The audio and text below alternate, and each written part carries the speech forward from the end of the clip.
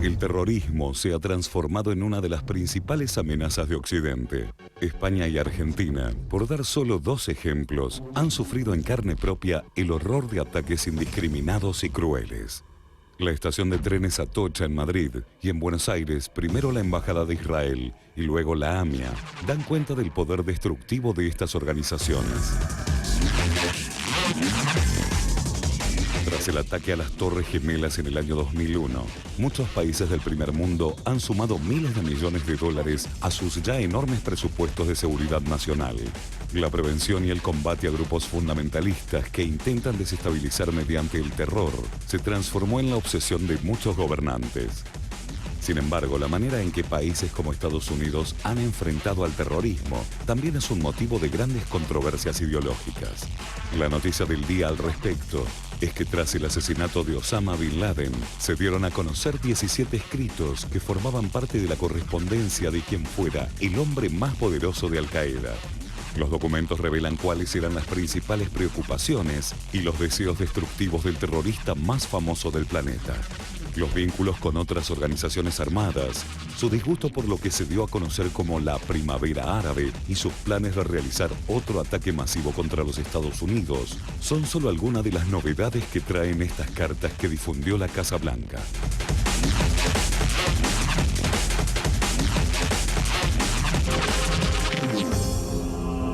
Bueno, nos permitimos hoy, este es uno de los libros de Pedro Brigger que está con nosotros, ¿qué es Al-Qaeda?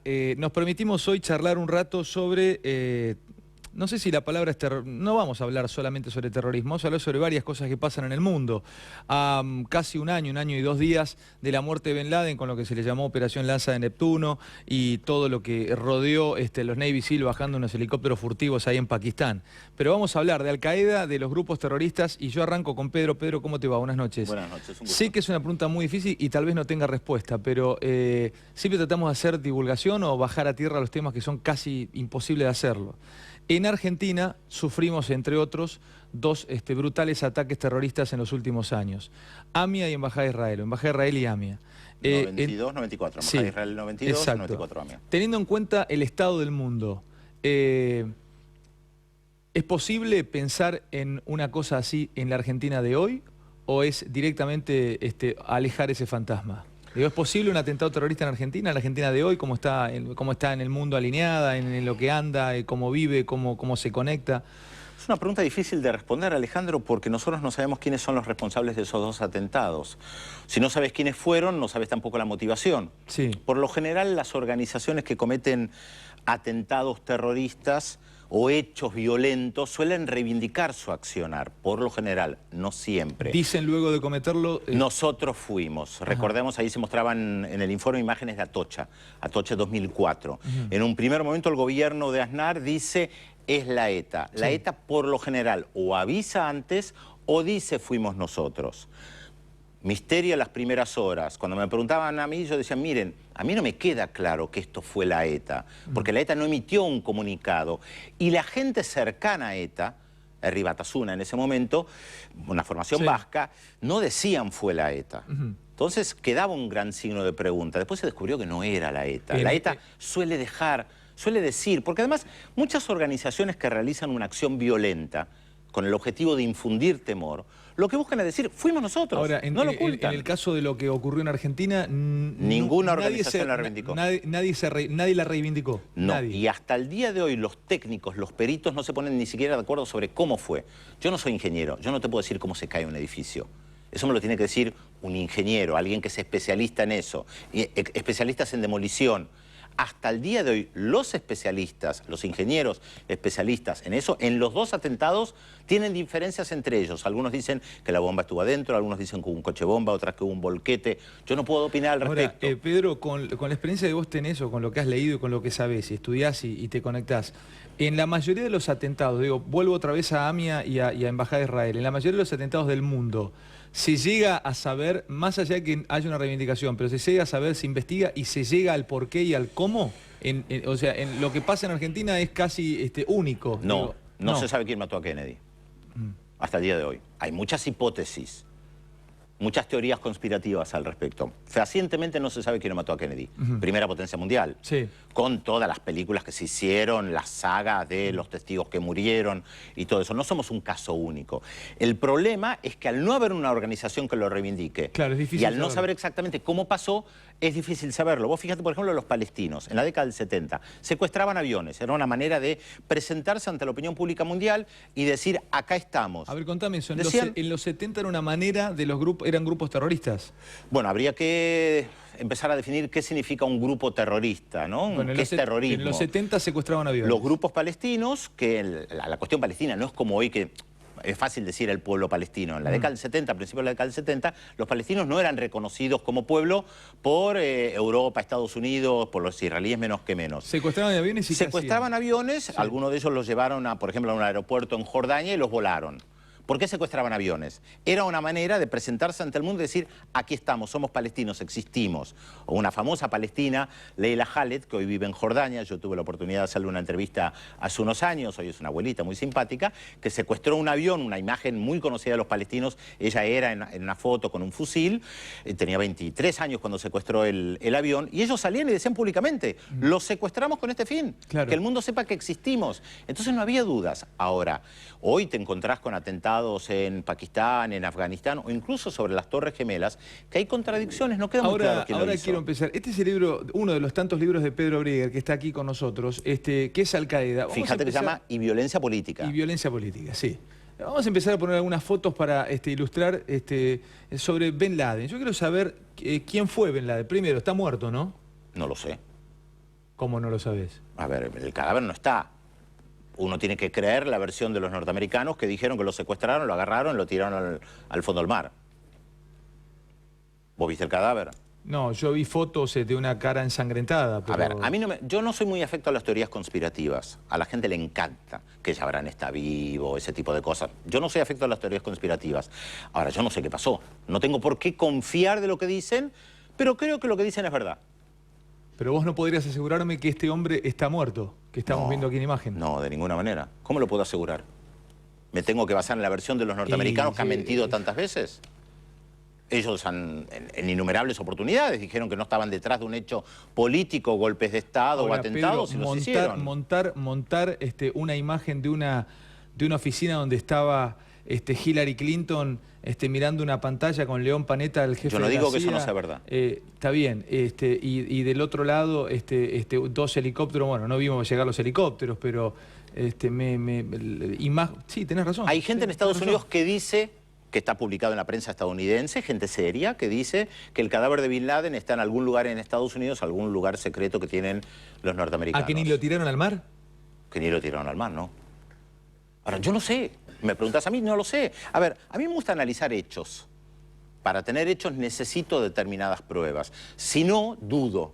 Que al fin y al cabo creo que también es el rol de los críticos, los intelectuales, es dudar frente a múltiples versiones, a menos que tengas los hechos muy claros. Entonces, yo no estoy dispuesto a asegurar nada. Yo me acuerdo, vine a este canal en el 2004, cuando fue el atentado a Atocha, al mediodía, y me preguntaron quién fue. Y vos dijiste, y no lo otros sé. colegas decían tajantemente, fue la ETA. Yo decía, yo no sé.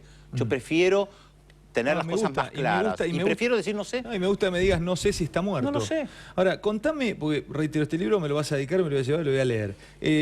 Al-Qaeda, ¿qué es Al-Qaeda? ¿Sigue existiendo Al-Qaeda? Y me vas a contar algunas cosas de Bin Laden. ¿Por qué se metió en esto? ¿Por qué hizo todo esto? Digo, ¿quién era Bin Laden? Al-Qaeda es un fenómeno muy complejo, no tradicional. Es un movimiento político no tradicional. Los movimientos políticos, por lo general, lo que buscan... ¿No es un grupo terrorista? ¿No es un movimiento político?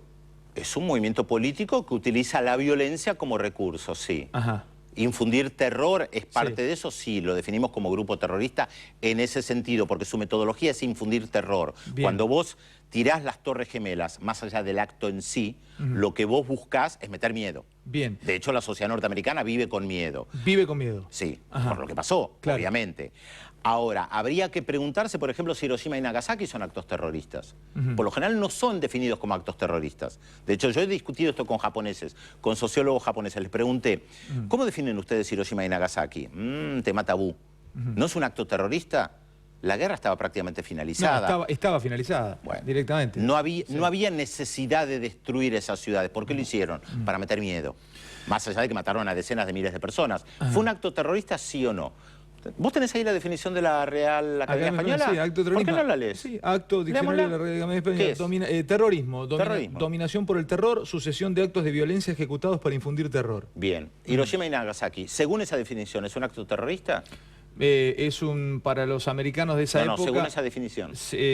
Para infundir el terror a quienes, aquellos que... A los japoneses y a los soviéticos. A los soviéticos. Porque Se era venía un una mensaje época a los soviéticos. de un mundo bipolar, sí señor. Sí, tenés razón. Ahora, en el Sí. informe de ustedes no estaba, porque Sí. por lo general se habla... No es una No, crítica al no, informe. no, está claro, sí, Digo, sí, porque por lo sí. general se habla de organizaciones terroristas, mucho Bin Laden, redes o grupos políticos que han utilizado la violencia. La violencia es un método que tiene como objetivo algo, tomar el poder en un país o destruir a un enemigo. Contale a quienes están viendo el programa del otro lado y que quieren saber, contámelo fácilmente o para que lo podamos entender. Contale a un chaqueño, a un santafesino, a un porteño que está viendo del otro lado.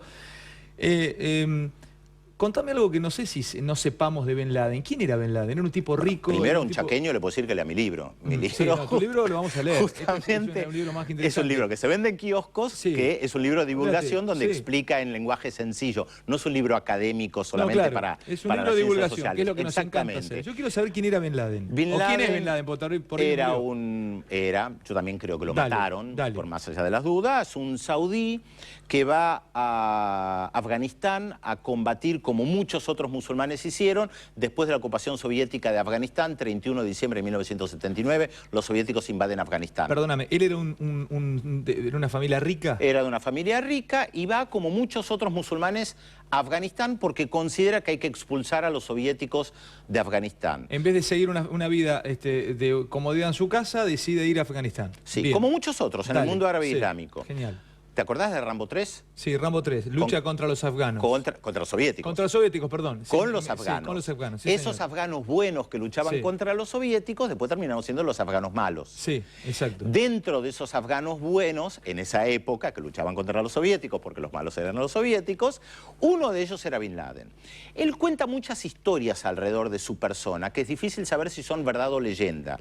Que, por ejemplo, una vez le lanzaron un misil, cayó muy cerca de él, el misil no explotó, y que él, gracias a la fe, logró recuperarse, y que esto le dio como todo un aura muy importante para la gente que está ahí. Muchos de los que combatieron en Afganistán en contra de los soviéticos, después volvieron a sus países, una vez que fueron expulsados los soviéticos. Muchos que combatieron en Afganistán contra los soviéticos... Saudíes, argelinos, yemeníes, marroquíes, yemeníes, volvieron a sus Listo. países. Terminaron y volvieron a sus países. Sí, y eran llamados los afganos, Ajá. que venían con las medallas de haber combatido a los soviéticos, medallas hipotéticas, Sí, claro. ¿no? Todo el aura. Entrenados por los americanos. También, no necesariamente, pero algunos de esos grupos tenían buena relación con Rambo, que fue... Claro. La película es muy buena en ese sentido. Está bueno que para explicarlo. O sea, yo veo Rambo 3 y puedo entender un poquito del Exactamente, nacimiento. o sea, te puede gustar o no Sí. Rambo. Yo digo, mirá a Rambo sociológicamente. Está bien, ¿Qué sí. expresaba Rambo? Rambo va a Afganistán, antes volvió a Vietnam, va a Afganistán a luchar en contra del mal. El mal eran los soviéticos. Obviamente los norteamericanos no podían imaginar en ese momento que esos musulmanes creyentes profundamente anticomunistas iban después a ser profundamente antinorteamericanos. Ahora, perdona, contesta, si podés enseñarme esto. ¿Qué pasó entre los fines de los 80, 80 y pico, en donde Bin Laden combate en Afganistán contra los soviéticos y septiembre del 2001? ¿Qué hizo él? Pasan muchas cosas importantes. En primer lugar, en julio de 1979 hay una revolución en Irán, una revolución islámica, Sí. donde por primera vez en el siglo XX, a través de una revolución, un movimiento político que se reivindica del Islam como ideología. Nosotros cuando hablamos de ideología hablamos radicalismo, peronismo, marxismo, socialismo. ¿Peba Yalevi era? El que fue derrocado. El que fue derrocado es Peba Yalevi. Exactamente, el Claro. Shah El Reza Shah Pahlavi. era Exactamente. Reza Pahlavi, que era proamericano. Que era pro-norteamericano, Claro. efectivamente, que había organizado una gran fiesta en Persépolis, Sí. un lugar histórico para Sí. los persas muy importantes, Sí. en 1971, Sí. una fiesta que costó millones de dólares y que era un aliado de los norteamericanos. Y mientras él organizaba fiestas opulentas en un lugar maravilloso, cuando puedas Sí. andar a Persépolis Sí. en Irán, él organiza esa fiesta gran parte del pueblo se muere de hambre. Bien. Y tenía un opositor que se llamaba Khomeini, que estaba en el exilio, expulsado por Pahlavi. El famoso Ayatollah Khomeini. Exactamente. Cuando se da esa revolución impacta en el mundo árabe islámico. Para eso hay que entender la historia del mundo árabe islámico del siglo XX. Una parte yo la cuento ahí. Sí. Un mundo ocupado por el Imperio Otomano, después dividido por los británicos, por los franceses, que se repartieron con regla de lápiz casi todo el Medio Oriente. Después con monarquías puestas por los británicos o los franceses, algunas están hasta el día de hoy, como la jordana, como la saudí, como la kuwaití, inventada en 1961 por los británicos. En ese mundo crece en realidad y pasaba la juventud de Ben Laden. En la década del 60-70, el fracaso de los movimientos nacionalistas, Nasser, y aparece esa revolución. Esa revolución impacta de una manera impresionante y se da en un mismo momento que los soviéticos invaden Afganistán. Y los que están en Afganistán luchan en contra de los soviéticos. Los soviéticos, después de 10 años, se tienen que retirar con el rabo entre las piernas, porque no logran doblegar a uno de los pueblos más pobres que hay, pero que maneja muy bien su territorio. Ahora, después, y que no quiere ocupaciones después voy a ir a Afganistán, porque es un caso muy paradigmático. Afganistán como lugar de pero Bin Laden va a Afganistán. No, sí, claro, pero un lugar muy difícil de invadir o de conquistar Afganistán. Contame qué hizo... los soviéticos o los norteamericanos. O los británicos. ¿Qué hizo Ben Laden, reitero, Pedro? ¿Qué hizo entre el 88, 89 y el 2001? Él vuelve a Arabia Saudita y empieza a organizar gente alrededor de él. Lo terminan echando a Arabia Saudita, va a Sudán, se empieza a mover. ¿Por qué lo echan de Arabia Saudita? Porque empieza a tener enfrentamientos con la monarquía. Enfrentamientos políticos, económicos, pero básicamente políticos. ¿Él estaba en la clandestinidad ahí ya? No, básicamente no. En Arabia Saudita no. Después va a Sudán y después, te lo estoy haciendo en síntesis, ¿no? Obviamente, y después va a Afganistán. Mientras en Afganistán, los soviéticos ya se fueron, 1989, hay guerras internas en Afganistán y aparece un nuevo grupo político que se llaman los talibán, los famosos talibán. Y él tiene buena relación con esa gente, por eso va a Afganistán. ¿Cómo son los talibán? Los talibán eran un grupo de afganos. Afganistán es muy complejo porque hay muchos grupos étnicos, muchos grupos lingüísticos, realmente una sociedad muy compleja, muchos grupos tribales, se hablan muchos idiomas, muchas corrientes del Islam. Perdóname, mirá vos, como yo estoy dominado por lo que puedo leer o por lo que puedo recibir. Bueno, todos. Yo tengo una imagen de, ¿querés un poquito más de agua? Toma de mi vaso. Está perfecto. Yo tengo una imagen de los talibán tremendamente déspotas, agresivos y terminales. O sea, lo eran. Bien. De hecho, la mayoría de los musulmanes en el mundo no reconocían a los talibán como musulmanes. Los talibán eran reconocidos por 3 países: Pakistán, Emiratos Árabes Unidos y Arabia Saudita. ¿Y Ben Laden llega y tiene buena relación con los talibán? Excelente, de hecho ellos le permiten que se quede ahí. Perdóname, quedarse en Afganistán, a todo esto te pregunto, quedarse en Afganistán, ¿era quedarse en una ciudad, era quedarte en Kabul? ¿Kabul es como el centro de José C. Paz o como el centro? Peor, en gran medida peor. No, pero digo, ¿cómo es? ¿O como el centro de mi pueblo de San Vicente? No, está todo o vivir en Afganistán, ¿cómo es? Es uno de los países más pobres del planeta, muy atrasados si tomamos niveles de desarrollo, lo que nosotros llamamos niveles de desarrollo habituales. Pongo como ejemplo el centro de José C. Paz, digo que no se malentienda, como un lugar de casas bajas, en un lugar con 0 edificios, pongo también el mío. O sea, pero tienen agua, tienen electricidad. Allá no. O sea, y en gran parte no, la mayoría de la gente de José C. Paz va al colegio, probablemente. En mi pueblo también, San Vicente también. Exactamente, tiene una cierta infraestructura, hospitales. Bueno, en Afganistán eso es mucho peor. Es uno de los países más pobres del mundo. ¿Él se va a vivir ahí? Él se va a vivir ahí. Él, mientras tanto, fue armando redes. Porque tenía plata, además, y va financiando gente en diferentes lugares. Estamos hablando de Ben Laden, ¿eh? Estamos hablando de Ben Laden. De Bin Laden. ¿Quiénes eran los talibán que vos preguntaste? Los talibán son un grupo de afganos y pakistaníes que se forman en colegios teológicos, básicamente en Pakistán, muy radicalizados, con una vertiente del Islam muy difícil de explicar. O sea, imagínate que si en el cristianismo tenés, no sé, 200 corrientes, en el Islam también tenés 200 corrientes. Hay que conocer cada una, no todos piensan igual. No es lo mismo el pastor Jiménez que alguien que está en la curia metropolitana. Lo mismo para ellos. Lo mismo para ellos, con diferencias ideológicas, teológicas, políticas, Ahora, de cómo vestirse, Pedro, de cómo haceme un respetar pequeño la... parate. Yo sigo viendo ahí a Ben Laden con un mapa atrás tomando té o no sé Sí, lo que toma. probablemente ahí en está, Afganistán. Ahí está tomando en una montaña de Afganistán con la famosa K-47, Sí. con la Kalashnikov. O Sí. sea, todo tribal, cuevas. Bueno, yo pregunto, ¿en qué momento empieza a tomarle odio a Estados Unidos? Porque el tipo llega al 80 y pico, se encuentra con los talibán, empieza a vivir en El odio es Afganistán. Arabia Saudita, porque Arabia Saudita se convierte en gran medida en una base militar de los norteamericanos. El odio de él empieza a crecer hacia Arabia Saudita. Hacia Arabia Saudita, porque la monarquía saudí le abre la puerta a los norteamericanos.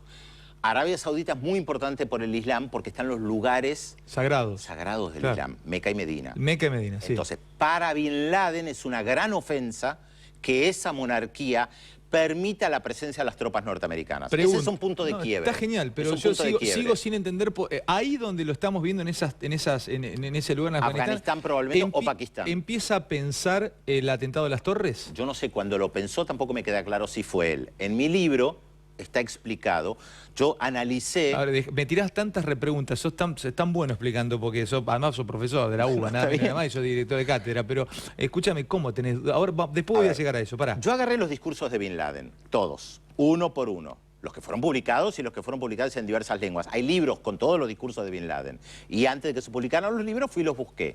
Y analicé la retórica de Bin Laden después de los atentados. ¿Y qué te da? Primero, él dice que no tiene nada que ver, que un musulmán no hace eso, matar gente. Y sí, la mayoría de los musulmanes te va a decir que eso no está en la religión. Bueno, desclasificaron unos documentos donde él se oponía a imágenes de violencia hechas por sus redes públicas. Bueno, los desclasificaron los americanos. Yo Está no sé bien, qué hicieron. Está bien. Hay que ver. ¿Qué más Pero encontraste? Sus declaraciones primero dicen eso. Sí. Después empiezan a sembrar cierta duda sus declaraciones. No fuimos nosotros, pero... Y después termina reivindicándolo. No me queda claro si fue él o no fue él, por otra razón importante. Yo te estaba diciendo en un momento, vos conocés partidos políticos tradicionales, el radicalismo, el peronismo, para hablar de la Argentina, que le quede claro al chaqueño que nos está mirando, como vos decís, o al de José Cepaz. Sí. Todo partido político, por lo general, tiene una dirección política. Y la dirección política dice lo que hay que hacer, en principio, ¿no? Más o menos hay un comité político, hay un presidente de partido, y no puede cualquiera en el partido decir lo que se le cante o hacer lo que se le cante. Si haces algo que no le gusta al partido, te expulsa o te vas del partido. Sí. Bin Laden construye algo diferente. Eso es lo novedoso. Él no construye un partido político, él construye redes cuyo objetivo principal es golpear a Estados Unidos. Por lo tanto, cualquiera puede ser Al-Qaeda. Cualquiera, y siempre lo digo, cualquiera... Sin recibir, sin recibir órdenes. Exactamente. Para que quiero ir internalizando.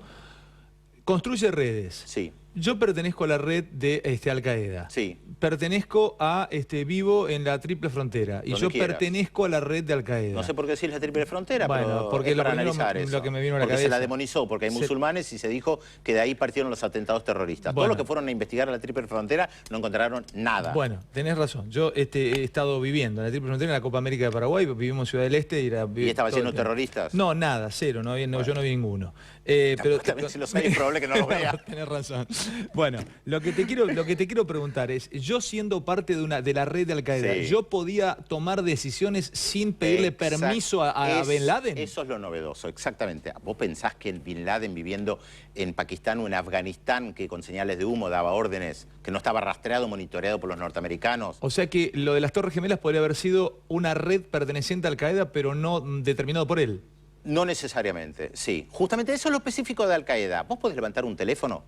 Ya, no es una idea que estoy dando, obviamente, pero esto lo he dicho muchas veces públicamente. Cualquiera puede levantar un teléfono en París, en Tokio o en cualquier lugar del planeta, decir, señores, hay una bomba en un teléfono público, es Al-Qaeda. No hay manera de demostrar que no es Al-Qaeda. Volvamos a lo de Atocha. ¿Por qué yo dije en un primer momento, me suena raro ETA? ¿Por qué ETA no lo reivindica? Al no reivindicarlo, yo empiezo a dudar. ¿Por qué ETA? Entonces, hay que investigar.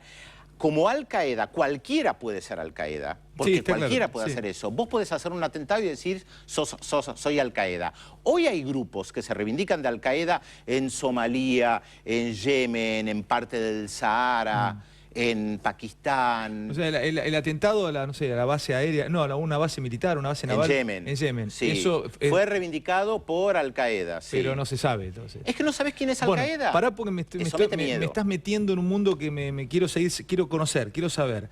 Él, mientras tanto, estamos hablando de Bin Laden, vivía en Afganistán. En Pakistán primero. Perdón, sí, en Afganistán. En Afganistán. Vivía, Arabia Saudita, Sudán, Afganistán. ¿Vivía en las montañas? ¿Vivía en las cuevas esas que vimos? No, en Afganistán hay ciudades Bien. bastante maltrechas, pero sí. Se da el atentado a las torres Sí. en el 2001. Sí. Primero... Él concede entrevistas. ¿Cómo concede entrevistas? Sí, concede entrevistas. Hay un periodista británico que vive en el Líbano. ¿Antes del 2001 concede entrevistas? Sí, que se llama Robert Fisk, que lo entrevistó antes de los atentados. ¿Él daba entrevistas? Sí. Claro que daba Antes de entrevistas. las Torres Gemelas daba entrevistas. Claro. ¿Que se podía poner cara a cara? O sea, Sí. se llamaba... Robert Fisk lo entrevistó, no fue el único, hubo otros que lo entrevistaron. Hay un libro muy bueno de un pakistaní que se llama Ahmed Rashid, que se llama Los Talibán, el libro. Hasta ahí Explica todo esto. Estados Unidos no tenía por qué matarlo. Por eso muchos dicen, a los que les gustan las teorías conspirativas, que en realidad Bin Laden fue formado por la CIA y era un agente de la CIA, cosa que yo no creo.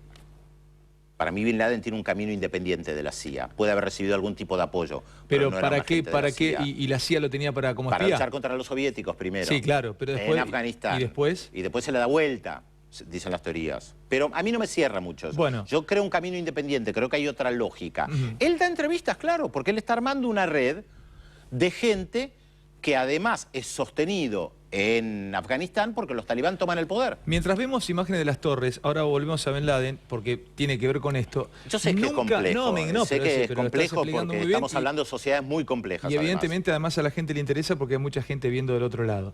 Mientras vemos este atentado, digo, en ningún momento, a ver, ¿se sabe quién puede haber pensado atacar a objetivos civiles con aviones civiles, con aviones La comerciales? teoría oficial dice que un tal Muhammad Atta, Sí. un saudí, si mal no recuerdo, Sí. que vivió en Alemania, puedo estar equivocado con los datos, no me los acuerdo todos de memoria obviamente, fue el cerebro del operativo. No lo plantean a Bin Laden como cerebro del operativo. Cuando caen las torres y cuando pasa lo que pasa con este día, donde para muchos, creo que te leí en una columna, Hochbaum dice se termina el mundo, o sea, empieza el siglo, acá en el 2001, ¿no?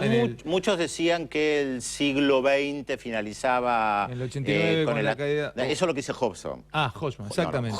Eric Hobson, el historiador británico, dice 89. que en el Con la caída del 89, muro. con la caída del muro Sí. y después la desaparición de la Unión Soviética, termina el siglo XX. Claro.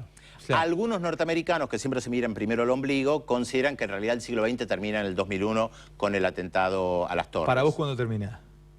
El siglo XX cuando termina cronológicamente. Cronológicamente, bueno, fantástico. Ahora, si vos lo mirás desde lo político, es verdad que se puede decir que el siglo XX es la Revolución Rusa, 1917, Sí. hasta la caída del muro de Berlín, por lo que significó la historia de la Unión Soviética para todo el mundo. Está Pero claro. es un juego, No, es un una juego, idea, está perfecto. se lo puede pero, debatir. Pero vuelvo a esto, vuelvo a Sí. estas imágenes que son terroríficas. Cuando Son ocurre terroríficas. este atentado, cuando caen las torres, ¿qué hace Bin Laden? Porque Bin Laden seguía viviendo en Afganistán. Sí. Cae en las torres. ¿Qué ocurre con él? ¿Qué hace cuando se entera? Lo que yo te dije, él concede entrevistas, Pero no después de las torres. sí, o comunicados, no me acuerdo quién. Sí, él habría aparecía que dando revisar. comunicado por Al Jazeera que mostraban las imágenes Al de él. Jazeera mostraba estas conferencias que él hacía Sí, con la sí. imagen de una roca atrás. Sí. Y después había comunicados porque su red tenía un nombre bastante largo y cada tanto emitían algún comunicado, que no sabes si salía de puño y letra de Bin Laden o de algún otro. ¿Sale a buscarlo, sale a cazarlo Estados Unidos luego de esto? En principio sí. De hecho, la invasión a Afganistán es la respuesta de Bush diciendo vamos a atacar a los responsables de este atentado y el primer objetivo, dicen ellos, es destruir a Al Qaeda. Esto es lo que dicen primero. Para lograr eso, llegan a la conclusión que hay que derrocar a los talibán, Sí. que habían tomado el poder Sí. 3 años antes. Sí. Derrocan a los talibán Bombardean durante días y noches y se quedan ahí. y se quedan. en Van Afganistán. cambiando el objetivo, van cambiando el eje de cazar a un terrorista, como ellos lo plantean, terminan ocupando un país hasta el día de hoy. Sí. Porque en la mentalidad de Estados Unidos, una mentalidad muy simplista por lo general en los estrategas norteamericanos, las revueltas populares o los odios políticos prácticamente no existen. Son obra de manipuladores, mentes locas, que incitan a la población a levantarse. Entonces, de la misma manera que en la década del 60 los norteamericanos consideraban que el problema en América Latina no era la pobreza y que los campesinos se morían de hambre, sino que venían los comunistas soviéticos o después de la Revolución Cubana, los cubanos, y les decían hay que levantarse en contra de los norteamericanos, como si los que vivían antes de la Revolución Cubana no supieran lo que implicaba la United Fruit o la explotación en América Latina. Entonces, en su mentalidad simplista, siempre hay un grupito de malvados. En ese caso eran los talibán. En este caso, los talibán, Al-Qaeda, que incitan al mundo árabe o que incitan al mundo islámico en contra de Estados Unidos. Como si en el mundo árabe no supieran, por ejemplo, que Estados Unidos en 1953 organizó un golpe de Estado en Irán. Ahora, eso no es secreto, lo publican el New York Times. Cualquier niño iraní sabe que el Shah, como vos decías, era un aliado incondicional de los Estados Unidos, Reza Pahlavi, y que en 1953 los norteamericanos organizan un golpe de Estado para sacarse un gobierno nacionalista y para sacar a los británicos del petróleo en Irán. Esto cualquier iraní lo sabe cualquier pakistaní, lo sabe cualquier afgano. Con esa forma simplista de encarar las cosas, matamos a Bin Laden. Llegan a matar a Bin Laden. Por eso lo matan hace un año, porque creen que así se acabó el problema. Y el problema no se acabó. Muerto el perro, se acabó la rabia. Exactamente. Creen que la ocupación de Irak no tiene consecuencias. No, pero ahora vamos a hablar. Creen que la ocupación ahora me vas a contar de la ocupación de Irak, porque me vas a contar, prepárate porque me vas a contar algo de Hussein y me vas a contar de Gaddafi. Cerremos el caso Bin Laden. Pregunta que siempre me he hecho, digo, ¿cómo tardaron tanto en encontrarlo? Lleno de satélites, lleno de espías, con toda la maquinaria armamentística que tiene. ¿Cómo tardaron 10 años en encontrarlo? No lo sé. No tengo la respuesta. No trabajo para la CIA. No sabes. Aunque parezca, no lo trabajo Ni para te la CIA. imaginas. No lo sé. No lo sé. Me hago la misma pregunta. ¿Cómo puede ser? A menos que el tipo mandaba señales de humo.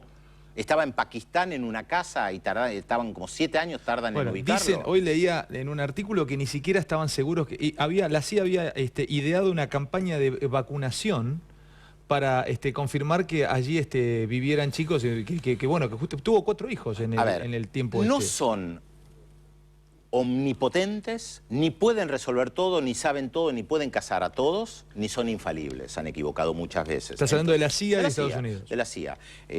Han cometido muchos errores en muchísimos lugares, por lo tanto, se presentan como una organización que maneja la inteligencia en el mundo, que controla tus teléfonos, tu celular, el teléfono en tu casa. Pero es factible que no lo puedan hacer todo. Pero es factible que... No, es real que no pueden hacer todo. Escúchame, Pedro, vos es que... Intentaron matar a Fidel Castro muchas veces, fracasaron. En ese tiempo, que se buscaba Bin Laden y se buscaba, de vez en cuando, que era un par de veces al año, una vez al año, aparecía... Yo tengo la costumbre de leer Al Jazeera con el traductor, con el translator, ahora se puede leer todo, ¿viste? No, pero lo tenés en inglés. Pues yo no leo inglés, lamentablemente. Soy un tipo muy precario intelectualmente, no llego... la traducción y lo lees en castellano. Y me lo traduce. Entonces, de vez en cuando aparecían las declaraciones de Bin Laden al Jazeera y yo le miraba la cueva donde aparecía. Aparecía con Al-Wajahiri, era el médico. Al-Zawahiri, el médico que era su ladero. Sí. Digo, ¿cómo no lo encuentran este tipo? Digo, ¿y cómo habrá vivido, no, todo ese tiempo cambiando de cuevas? Pregunta. Los soviéticos ocuparon 10 años Afganistán. ¿Cómo no lograron derrotarlos? No lo sé. Los norteamericanos ocuparon Vietnam y no lograron derrotarlos. Entonces, no siempre la tecnología es la respuesta frente a todo. Los pueblos tienen maneras de organizarse, a veces de manera muy sencilla. Vietnam es el mejor caso, con cuevas, hombres pequeñitos que se metían y salían donde podían. Y el ejército más poderoso del planeta lanzó toda la artillería pesada. Ayer habló en Kabul Obama y dijo que en el 2014 se retira. Si se retira en el 2014 y si las cosas siguen así, ¿se retiran sin haber ganado en Afganistán? Es un fracaso. ¿En serio? Por supuesto. Ellos reconocen que no tienen el éxito que querrían, por más que lo tratan de dibujar a veces. Afganistán sigue siendo un caos. Es más, están negociando con los talibán. Hace cosa de un mes y medio, los talibán dijeron que se retiraban de la mesa de negociaciones. Se daban el lujo. Un movimiento político que fue derrocado por los norteamericanos, casi destruido, ocupado Afganistán y no lograron destruir a los talibán, porque los norteamericanos no los entienden, porque no les interesa entender, porque no entienden a los árabes, no entienden a los iraquíes, porque no les interesa. Hay una película, ¿viste Soldado Restrepo? No, creo Tenés que verla. Es una película bien americana, pero lo único bueno, si hay algo bueno de la película es que metieron un periodista americano y siguió un batallón americano en Afganistán en un valle, no me acuerdo el nombre del valle, y grabaron 600 horas. Entonces, sí, escuché la película, pero no la vi. Tenés que verla, la película. Te vas a explicar algunas cosas y ahí vas a ver las caras de los afganos cuando entran estos muchachos con ametralladoras, o sea... Blanquitos, no, pero no negros. lo vas a poder creer, Pedro. O sea, las caras de los afganos agarrado, pobre, había un tipo agarrado a una vaca, a un chivo, no sé qué era, y le habían matado la yunta del chivo y llorando, abrazado al animal muerto. Pero te digo y los soldados americanos pidiéndole perdón, queriéndole pagar... porque el sargento diciéndole al soldado, ¿cómo le vas a matar? Esto nos provoca todo el pueblo en contra, un pueblito tribal de 300 habitantes, todos reunidos alrededor del chivo muerto. Sí, pero o sea, eso explica lo que me estás contando vos. No solo el chivo, la mayoría de los norteamericanos no se pregunta qué provocan los aviones no tripulados que lanza Estados Unidos sobre Afganistán o Pakistán y matan civiles todo el tiempo. Te pregunto, ¿eso no es un acto de terrorismo? Te dicen que son daños colaterales. Sí, en la terminología militar es un daño colateral. Bueno, pero en la terminología militar es un daño colateral. ¿Es un acto terrorista o no? Sí, yo creo que sí. Mandar un avión no tripulado y bombardear, yo creo que sí, claro. Y secuestrar a Bin Laden, entrar a un territorio extranjero, secuestrar a una persona, llevárselo, no llevarlo a un juicio, matarlo y tirarlo al mar, ¿cómo lo definimos? Y ahí ya no sé. Habría que ver la legalidad internacional, pero es Estados Unidos, entonces nadie se mete. Pero era Bin Laden, ¿eh? No tiene nada que ver. ¿Y pero qué no? Estamos viendo todo lo que... Los israelíes secuestraron a Eichmann en la Argentina, lo llevaron a Israel y hicieron un juicio público. Un genocida. Y lo hicieron acá, perfecto. Y hicieron un todavía, juicio. Tuvo un juicio, tuvo un abogado. Ese caso yo lo quiero hacer acá, porque todavía genera alguna controversia sí, por lo que implicó las relaciones diplomáticas. Está bien, pero claro. más allá de eso, no me meto en ese tema. Le hicieron bien. Hicieron un juicio. Sí, claro, que además hay un excelente libro de Hannah Arendt, la filósofa que lo fue a cubrir el juicio, Eichmann en Jerusalén, que te permite entender lo que eran esos personajes mediocres que podían matar a cualquiera. Me atrapa tanto, y no nos vamos de tema, me atrapa tanto el caso de Eichmann que el otro día, hace unos 6 meses, me fui a San Fernando, a la intersección de las calles donde Eichmann baja del colectivo y estaban en un auto con el capot levantado los agentes del Mossad para llevárselo.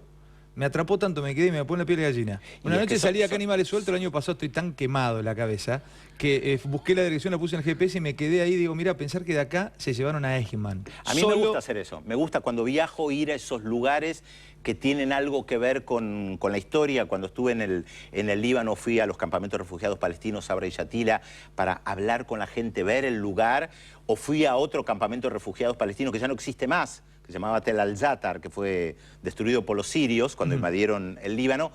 Y claro, tratar de imaginar, fui a Auschwitz para tratar de imaginar, y a veces no podés imaginarte lo que fue esa barbarie. No podés imaginarte. Es muy difícil, porque ves un lugar que está vacío. Las películas a veces te logran transmitir lo terrible que fue eso. Y además yo vengo de una familia judía que se fue de Alemania escapándose de la Segunda Guerra Mundial, así que lo mamé de pequeño. Y vos llegás a esos lugares terribles y es muy difícil de percibir, y tal vez te debe haber pasado, no sé, lo que vos sentiste cuando fuiste a San Fernando, pero a mí me pasó, suelo hacer eso cuando viajo. Yo sentí que estaba enfrente de una parte grande de la historia de la humanidad, porque esto no es una historia argentina. O sea, bueno, vuelvo al tema porque estoy muy enganchado.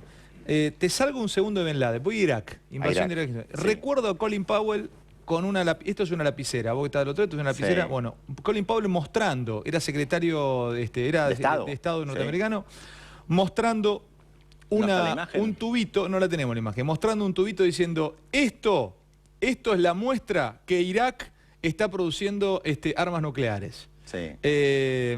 Un tubito, yo miraba de un tubito, qué bárbaro, mirá esto, tipo produciendo hoy lo que van a hacer estos muchachos con armas nucleares en las manos, digo, los iraquíes, por Dios, ¿quién los para? ¡Brum! Invasión. Contame. Nunca se comprobó nada. A los 10 días, New York Times haciendo su editorial diciendo que da risa decir que Irak tenía armas nucleares. O sea, ¿para qué invadieron? Sí, igual el New York Times tardó 2 años en pedir perdón, porque el New York Times pero lo pidieron por lo menos. Por lo menos pidieron perdón. ¿Para qué fueron a invadir Irak? Para sacarse de encima a Saddam Hussein, que era un escollo para la nueva estrategia estadounidense en la región. ¿Quién era Saddam Hussein? Y entre otras cosas, fundamental, más allá de las imágenes que vemos, un país petrolero de los más importantes del planeta, donde los norteamericanos no tenían pie. Ya a fines de la década directamente del 90, fueron a robar el petróleo. robar, no, sí, se Bueno, podría decir a robar, llevárselo. no es exactamente a robar, pero sí a llevárselo. permitir que sus empresas entren ahí. Ya a fines de la década del 90, muchos conocedores del tema del petróleo habían llegado a la conclusión que si Saddam Hussein lograba mantenerse en pie y tener relaciones con los chinos, con los rusos, con los europeos, las empresas norteamericanas no iban a poder hacer pie ahí. Que la única manera para que las empresas norteamericanas hicieran pie en Irak era derrocando a Saddam Hussein. Saddam Hussein siempre brindaba excusas, era muy torpe, como cuando invadió Kuwait en 1990, y después lo echaron de ahí. Era muy torpe, tenía un discurso muy belicoso, además no lo apoyaba nadie, estaba solo, no lo apoyaba el mundo árabe, no lo apoyaba el mundo islámico. Y... Pregunto, el pueblo, porque yo una cosa es ver la CNN y otra cosa es lo que pasa. ¿El pueblo lo odiaba a Saddam Hussein? Yo tengo una imagen de Saddam Hussein de la caída del régimen, una estatua a Saddam Hussein que los iraquíes la tomaban con unas sogas y hicieron caer esa... Había más soldados norteamericanos que iraquíes en esa imagen. Hay estudios hechos sobre esas fotos de ese momento, una plaza muy cerquita del hotel donde estaban la mayoría de los ¿Por qué lo van a buscar periodistas. a Hussein, a Saddam? Básicamente, por todo lo que me estás contando. Sí, porque de hecho después Estados Unidos entra en Irak, permanece en Irak y marca un cambio de relación de fuerzas en la región al tener presencia con bases, con presencia física de soldados en Irak, en Afganistán, porque también tienen otro objetivo, que es rodear a Irán. No te olvides, Irak y Afganistán tienen frontera con Irán, porque el máximo objetivo ahí era y sigue siendo Irán. ¿Por qué Irán? Y porque Irán se opone a la política de ellos, básicamente. Porque cuando hicieron la revolución en 1979, hicieron una revolución que derroca a uno de sus principales aliados. Perdón, ¿por qué le hacen la guerra a los sandinistas en Nicaragua? Cuando los sandinistas toman el poder en 1979, aprovechando que hace unos días murió Tomás Borges. Los sandinistas derrocan a una de las peores dictaduras que tuvo América Latina, la dinastía de los Somoza. ¿Quién puso a los Somoza? La invasión norteamericana en la década del 20, fin de la década del 20, principio del 30, en Nicaragua. Ocupan Nicaragua, ponen a un dictador. Pero en Nicaragua no había gas. Espera, ¿pero por qué le hacen la guerra? A un pequeño pueblo que hacían la revolución con poesía, con alegría, con canciones, y decían que querían el socialismo, tenían sacerdotes en el gobierno, ministro de educación, alfabetización, porque no podían permitir otra Cuba, por una cuestión política. Ahora, no tiene gas, como bien decís, pero es estratégico. En América Latina mucho tiene que ver, hay un antes y un después con la Revolución Cubana, no nos olvidemos de eso. Pero es estratégico en que hace tiempo que vengo leyendo Irán ligado al estrecho de Hormuz. Sí, pero no es eso. No es eso. Irán, ¿Pero para qué? ¿Estratégico por qué? Porque tiene petróleo. Porque tiene petróleo. Tiene petróleo. Entonces todo... a ver, ¿pero no están enriqueciendo uranio los iraníes? Ese no es el tema.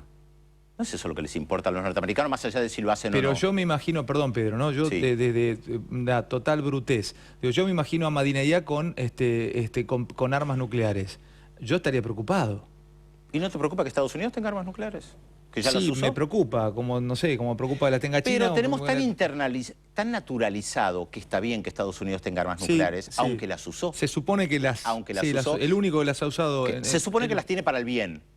Porque la construcción que nosotros tenemos es Estados Unidos el bien, la Unión Soviética era el mal. Desaparece la Unión Soviética, Estados Unidos el bien, los musulmanes los malos.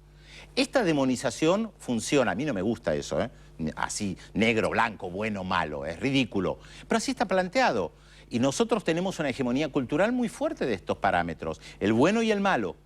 Entonces, es muy fácil demonizar al otro. Cuando tenés un aparato militar, un aparato cultural fundamental, un aparato mediático, lograron hacerte creer que cuando Colin Powell va a Naciones Unidas, no miente. Porque Hussein, diga lo que diga, no le creemos. Porque aunque diga la verdad, miente. Porque es árabe, porque es musulmán, porque es tirano, porque no es demócrata. Porque nosotros somos demócratas, dicen los norteamericanos. No mentimos. Sabemos que no es verdad. Sabemos que han mentido muchísimas veces. La invasión a Irak fue una gran mentira. A ver, no hace falta demasiado conocimiento. Hoy, en su momento había que decirlo, que a mí me preguntaban, ¿Irak tiene armamento nuclear?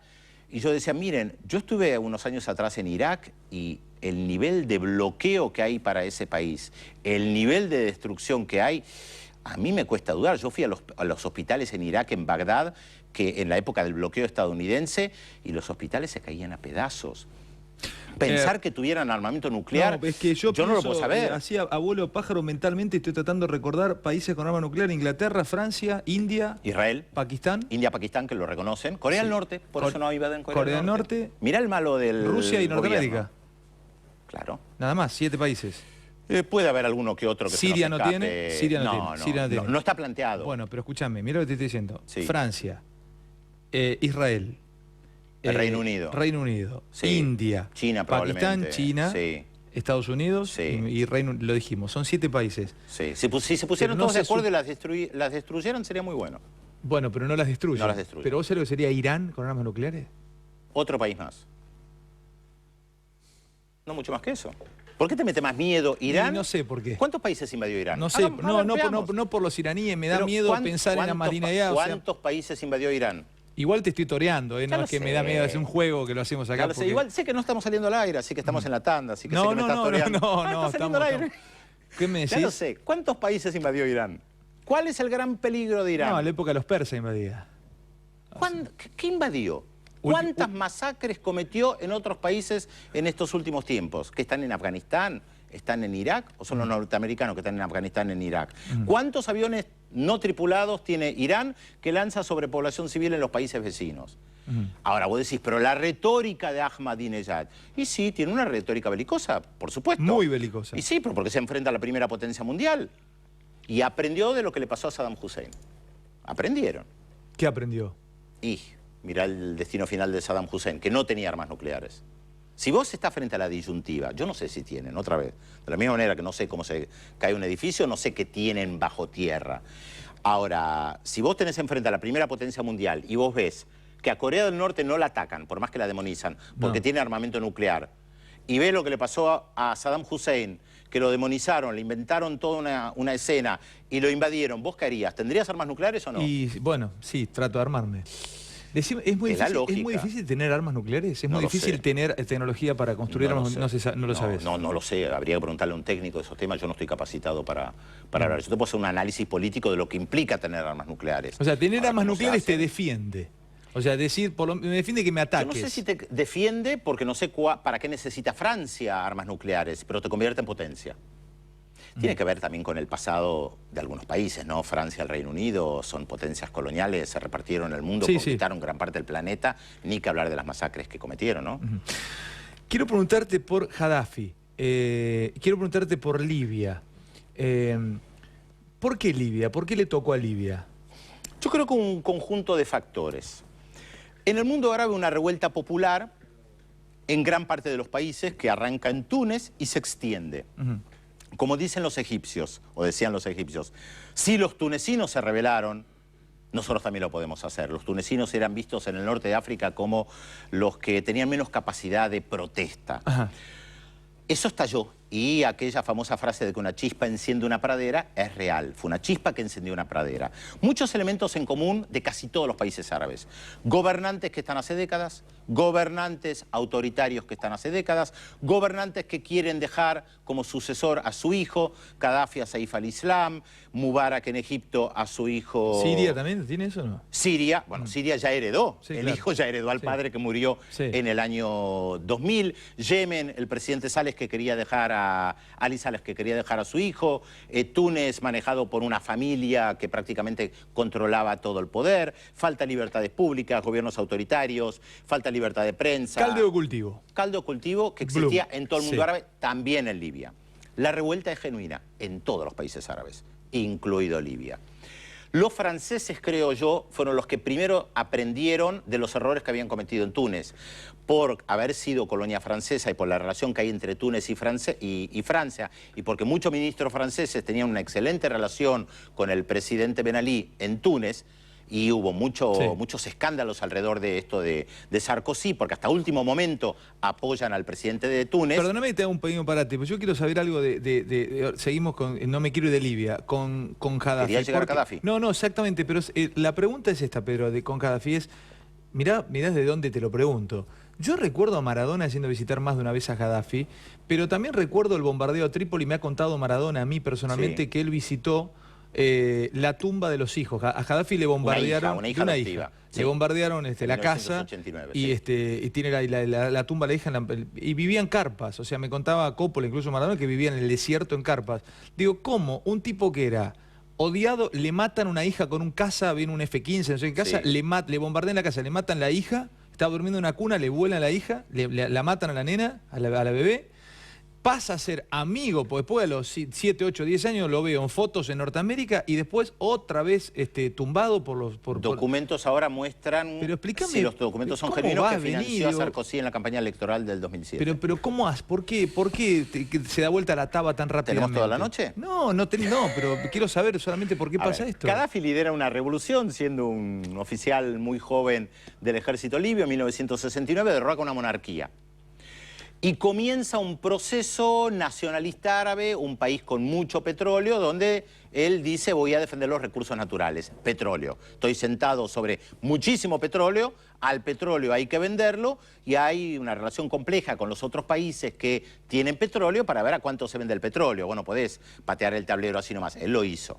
Pateó el tablero. Patea el tablero. Tiene enfrentamientos con el Shah de Irán porque patea el tablero, justamente porque quiere más regalías de petróleo. A ver, el petróleo le da mucho dinero, Alejandro, mucho. Y quería hacer la suya en el mundo del petróleo. Él, como los saudíes, como los de Emiratos Árabes, como los de Qatar, como los argelinos, como Venezuela, como cualquiera que tiene petróleo. Porque sabe que ¿por qué se lo llama el oro negro o el negocio más rentable del planeta? Justamente por eso, porque da unos dividendos extraordinarios. Cuando lo tenés a $4 el barril, imagínate cuando lo tenés a $100 el barril. Yo no recuerdo los datos exactos, pero en la década del 70 se comentaba, tengo acá en mi mochila un libro que se llama La Biblia del Petróleo, ahí se comenta bien eso, que sacar petróleo en Estados Unidos, en Texas, porque Estados Unidos tiene mucho petróleo, le dejaba, creo que a las empresas petroleras, no sé, 10 centavos de ganancia por barril que extraían. Y en el mundo árabe ganaban $2.50 por cada barril. O sea, sí, una diferencia mano de obra barata, sí, tenían prácticamente todo. Y Gaddafi comienza a desarrollar Libia. Tiene algunas cosas incluso interesantes, más allá de sus características personales. Alfabetiza a gran parte de la gente, desarrollo económico, hospitales, educación, en un país también bastante particular. Vos recordás, Libia está sobre el Mediterráneo. Sí. Libia tiene casi todas las ciudades sobre el Mediterráneo. Para abajo de esas ciudades es desierto, no hay nada. Entonces tampoco había mucho para desarrollar, pero en el desierto está el petróleo. Entonces desarrolla algunas ciudades, permite que el nivel de vida de la gente mejore y se convierte en una figura representativa de una ideología nacionalista, antiimperialista, apoya a los sandinistas en Nicaragua, apoya a Cuba. Eso en el 80 y pico. En la década del 70 y en los 80. Ajá. Y comienza a tener políticas muy ambivalentes. Primero apoya a los palestinos, después los raja, les da la espalda, comienza a tener una política errática. Cuando empieza a aparecer eso, le pone la Cruz Roja y le hacen le aplican el correctivo, diríamos. A ver, le ponen la Cruz Roja desde el primer momento que él se hace de los recursos de petróleo y determina, miren, los barriles los vamos a negociar así y así. ¿Eso fue en qué año, más o menos? Y en la década del 70. Ajá. Él toma el poder en el 69, en el 70 ya se convierte en un referente del mundo árabe. ¿Y el pico máximo de esa belicosidad hacia él fue qué? ¿Cuando lo bombardean? ¿Cuando le bombardean Trípoli? No, hubo varios hechos. No recuerdo ahora, tendría que bucear en mi memoria exactamente. Pero lo que pasa con Gaddafi es que esa popularidad que tiene en la década del 70 la va perdiendo por sus características extravagantes, porque abandona gran parte del mundo árabe, porque comete actos como el del atentado en contra del avión de Panam Lockerbie sobre Escocia, que después da una compensación a las familias. O sea, está reconociendo que él que lo hizo. Mucha gente se aleja de eso. Claro. Mucha gente que lo apoyaba dice, no, este tipo está loco, eso no se puede apoyar. Y a su vez crece el descontento en su pueblo como en el resto de los países árabes. ¿Qué pasó con Sarkozy? Vio lo que pasó en Túnez, los errores que cometió y dijo, miremos hacia Libia, donde también hay una revuelta popular y donde Gaddafi dice, voy a destruir a todos los que se me rebelan. A diferencia de los otros gobernantes árabes que decían, no, yo no reprimo, yo no mato a mi pueblo, pero lo hacían, él dice, los voy a perseguir como ratas. Y yo creo que le sirve en bandeja a los norteamericanos y a los europeos la intervención para sacarse de encima a un tipo molesto, que había dado plato, que tenía buenas relaciones con ellos, pero que era impredecible. Era un tipo inmanejable. Pedro, se lo sacan de encima. Te voy a decir una Estamos cosa. Creo que simplificando, hemos ¿no? batido un récord. Yo me voy a ir al living. Llevamos casi 50 minutos hablando de geopolítica, política internacional, de Al-Qaeda, de terrorismo. Un récord, ponete muy orgulloso porque una gran respuesta de la gente del otro lado. Bueno. Digo, se puede hacer este tipo de cosas también en televisión, en un prime time, en un canal abierto como este. Les recomiendo uno de los tantos libros de Pedro Brigger, que es que es Al-Qaeda. Hablamos durante un buen rato sobre Bin Laden y Al-Qaeda. Vamos a seguir, me gustaría que vuelvas, ¿sabes por qué? Yo quiero hablar de China, quiero saber de China. Me vas a matar, me compré el libro de Henry Kissinger de China. Haces muy bien, ¿por No, qué te voy a me vas matar? a matar, No, porque no, hay es que leerlo a Kissinger. Primero hay que leer todo. No, bueno, pero... En segundo lugar, es una persona muy representativa del pensamiento estratégico estadounidense. Para conocer cómo piensan los norteamericanos, hay que leerlos. Y para ver cómo piensan los chinos, hay que leer a los chinos. Che, te agradezco enormemente Un gusto, que me hayas dado esta Alejandro. clase. Porque No, para no mí fue me una diste clase, fue un Gracias, diálogo Pedro. entre colegas. Un placer enorme Lo mismo tenerte digo. aquí. Nos vamos con el informe de Pablo Dugan. ¿Quieren saber cómo comen los argentinos? ¿Quieren saber de la obesidad de los argentinos? ¿Cómo come un argentino? Informe de Pablo Dugan. Más que interesante, porque por ahí te sentís reflejado vos en este informe de Pablo. Y nos vamos al living. Está el doctor Alessandro y gente muy interesante. Llegó el momento, nuestros amigos de Frávega. Frávega nos acerca la última tecnología, todas las marcas y modelos y los mejores precios. Disfrutá de las mejores ofertas. Vivimos en un mundo de tecnología. Frávega, primero siempre.